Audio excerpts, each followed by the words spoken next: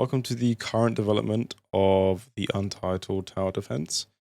So its current stage is kind of halfway through where I think I want to be with the game kind of project as a whole.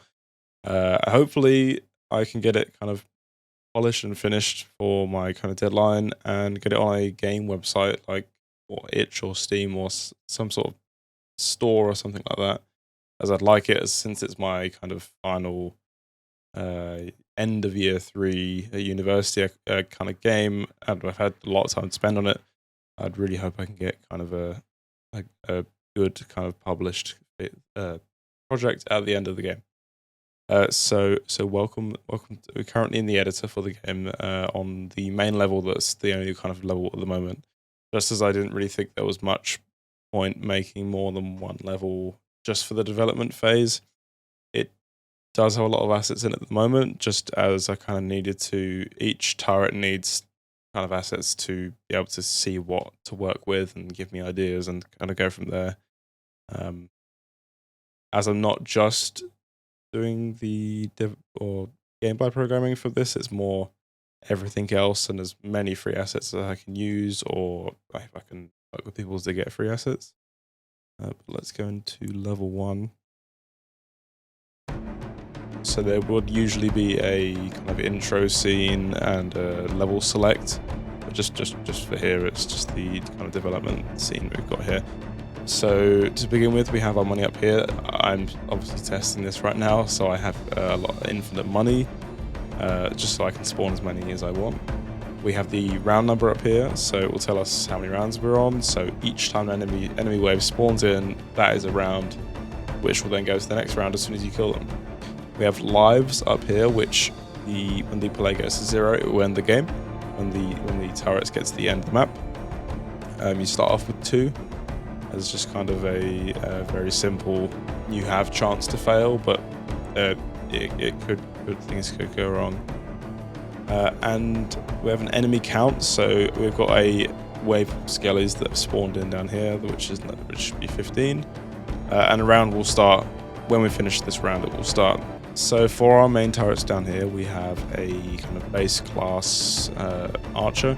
So when any of these are selected, you can place them on any parts of this of the grey blocks, and once you left click, it will spawn one in. The archer is a very, very simple, just shoot a projectile at each enemy, and if we click on them, we can also see their range.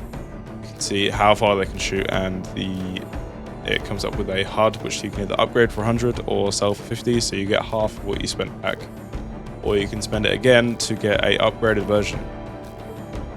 Next we have the Frog Mage, which is quite good for, it kind of shoots green magic out of its staff. It's very good for groups of enemies, damaging more than one enemy at once, and works really well. These skeleton enemies have a kind of health bar on each one, so you can see how much damage you've done against them. However, these enemies are particularly tough. So we have the Tiki man, we have the Tiki guy. He kind of spawns in a green, again, another good one for kind of group enemies. Particularly good for slow enemies. I found through testing that the green ball that comes in will damage enemies as soon as they walk into it. We have the Magma Spitter that will spit out magma. When it hits an enemy, it will drop a magma pool on the ground, and when enemies walk into that, they'll then set on fire. So it does damage over time. When the enemies, it will do damage on impact and also damage when enemies walk in. We next have a perfect for these enemies. We have a Wizard, which has a kind of slowing down beam. It's not much damage, but it's perfect for these kind of enemies, as you can kind of slow each one down and then damage them even more. You might even put 2 in here to get through this wave. I hope it should be enough. I have to get some more archers over here.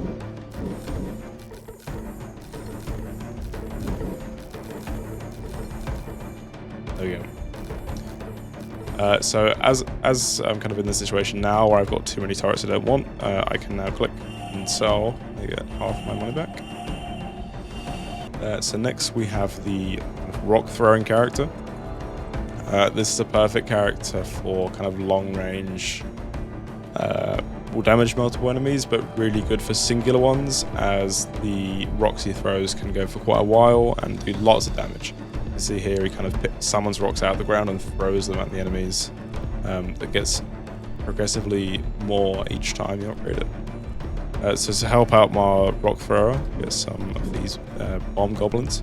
The bomb goblins are very unpredictable turret, as it will kind of as you see these bombs, depending on how big the enemy is, it may bounce off them or it might go anywhere, and the bombs have a certain amount of time that they have to wait until they can explode, so they can't explode straight away.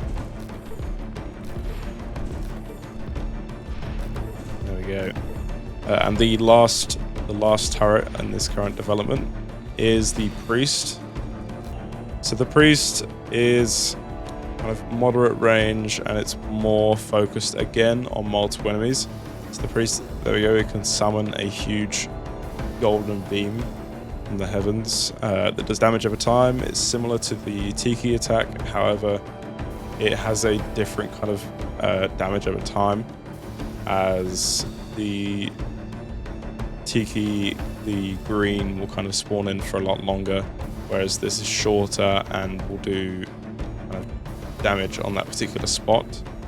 So it is better for, I would say, larger enemies, but it still needs to be kind of more developed and see what kind of works for it. So each turret will also have a upgrade system. So when you place a turret down, you can left click on them and upgrade the same amount that you purchased it for. And that will perhaps upgrade the range or the fire rate or the damage of the projectiles. It could be anything. It's usually focused in what that character is good at or what they're specialized in. So this archer, if I go to upgrade level 2, it kind of gets more golden, and as you can see, it can kind of shoot a lot quicker than the first base turret archer. Its range is also increased, comparing it to the level 0. It's much smaller, but it's particularly really good for singular targets, as you can only choose one target at a time. If we go through the frog mage, as it's focused on groups, the magic gets bigger. As you can see, it's doing way more damage. And if we go to level 3, the magic kind of changes color to the frog, so you can see when there are lots of turrets on the map, you can see what is kind of coming from that turret. So if we go to the bomb goblin, this is the perfect time to use one. If we upgrade him, his speciality is throwing multiple bombs at a time. So with each upgrade, you can kind of throw different bombs or more bombs, as he gains the ability to kind of do burst projectiles, which is really fun and kind of unpredictable. So that was just some of the characters of the kind of current development. I won't go through each upgrade stage, but that's where currently the game is. Hopefully it will be a lot more developed. So the game isn't currently available to download, as it's in its development phase, and I'd rather publish it when it's completely finished. However, in a couple of months it should be available to download and play. Thanks.